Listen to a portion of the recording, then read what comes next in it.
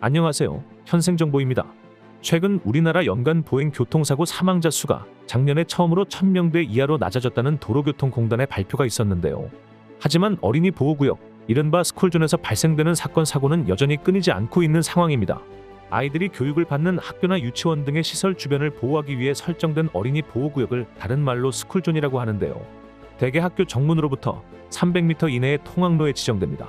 3년 전인 지난 2020년부터는 스쿨존 내 어린이 교통사고 처벌을 대폭 강화한 민식이법이 시행됐는데요. 민식이법은 스쿨존에서 안전운전 위반으로 만 12세 미만 어린이를 사망하게 하면 무기 또는 3년 이상 징역에 처한다는 내용입니다. 현행법상 스쿨존은 과속 단속 카메라와 신호등 설치가 의무화되어 있으며 30km 속도 제한과 횡단보도에 관한 안전표지, 과속 방지 시설, 미끄럼 방지 시설도 함께 설치하도록 명시되어 있습니다.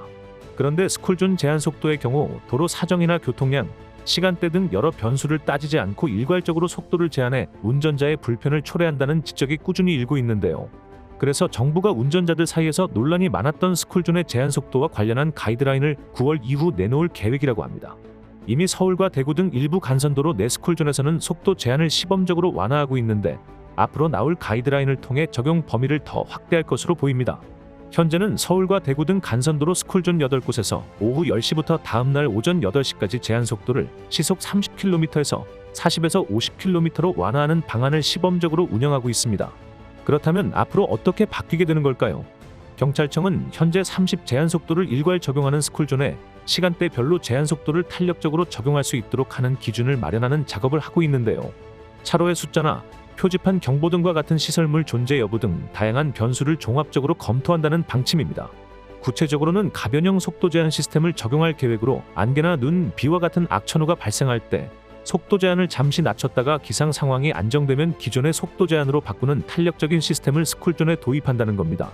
그리고 최근 국회에서도 어린이 통행이 적은 야간 시간대와 방학 기간에 한해 스쿨존 제한 속도를 현행 30km에서 50km로 상향하는 법안이 발의되기도 했는데요. 안전성과 도로의 효율적인 이용, 두 마리 토끼를 잡을 수 있는 방안이 나오길 기대해 보겠습니다. 오늘 소식은 여기까지입니다. 구독과 좋아요는 영상을 만드는 데 큰 힘이 됩니다. 시청해 주셔서 감사합니다.